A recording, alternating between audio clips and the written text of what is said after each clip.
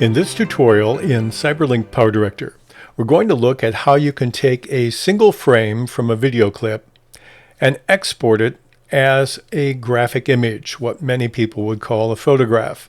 Sometimes you might want to do this to promote a project you're doing and one of the frames just captures the image great. You might want to use it in another media like a poster or some kind of other context, and so you can take that image out and use it. Or maybe you've taken a video and it's a video of a special event with a special person and you'd like to take a frame out of that and make it as a photograph you can give as a gift or send to someone that you care about. So there's several different ways in which you can do that. We'll cover those in this tutorial.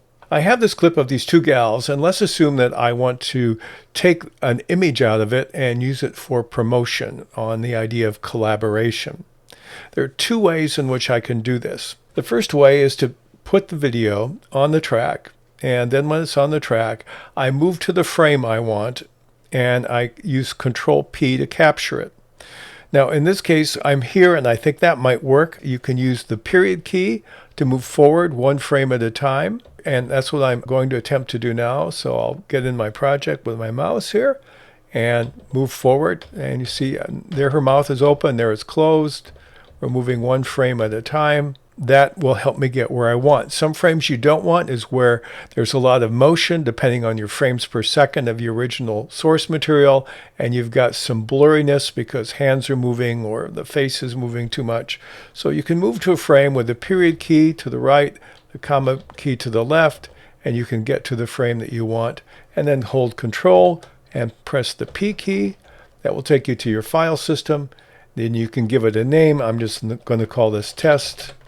Press enter, and now it will save it in my media room and it will save it on my hard drive. That is one way to do it.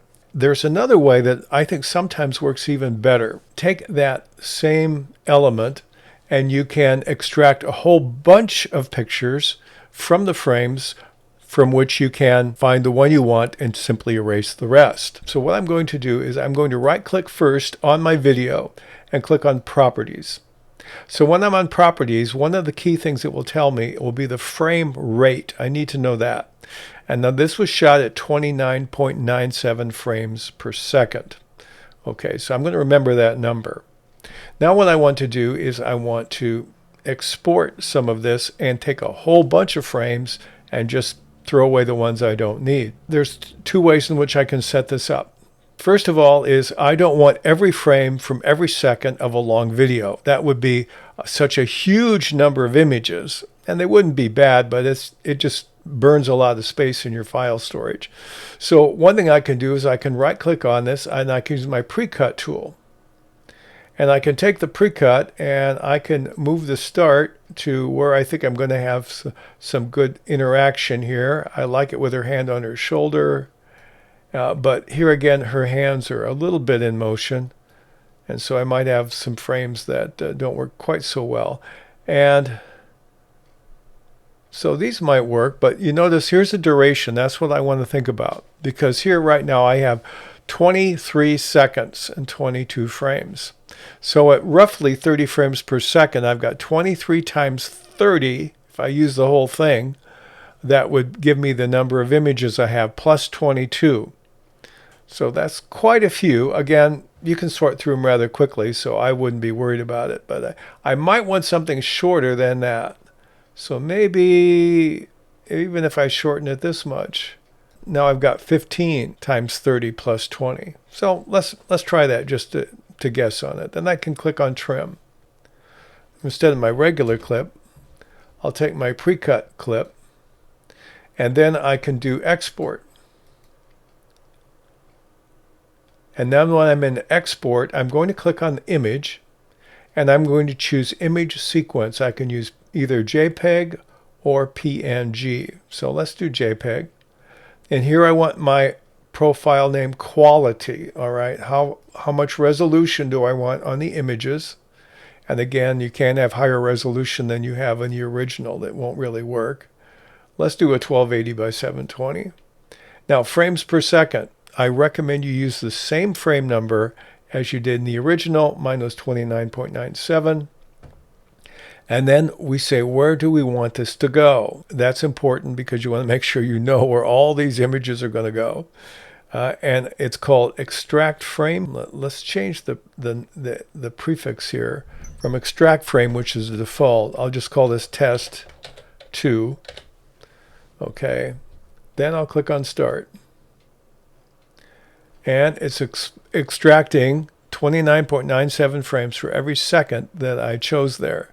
So it really doesn't take that much longer. So now I go back to edit.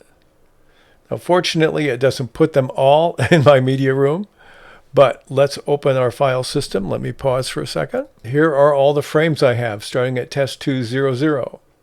Now what I can do is I can simply move through them with my preview and find the one I want and take note of the file name at the top without having to do this repeatedly using Control P. It will give me the chance to find one that works. Now there's one where there's not a lot of motion for her arms. They're looking pretty intently at each other. I might remember, well, this is one to try, number 036. And I could go through this as much as I wanted and I would be able to find them. And when you're done, you find the ones you want to rename or mark them and then just delete the rest. Let's go back to our project. Let's assume that we want to do this in a different way, maybe more precise. I'm going to take my original clip and drag it to the timeline.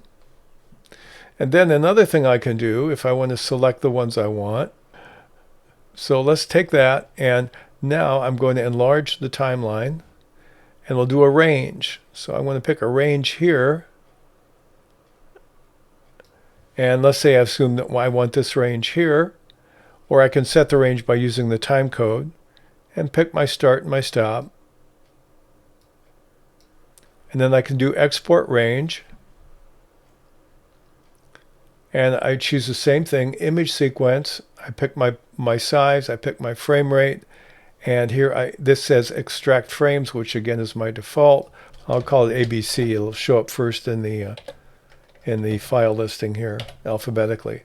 Okay, and we'll click on start. It will do the same thing again. It's much shorter. Let's go look and see what we have there. And if I look in the file folder, it looks like I have ABC 000 all the way to ABC 130.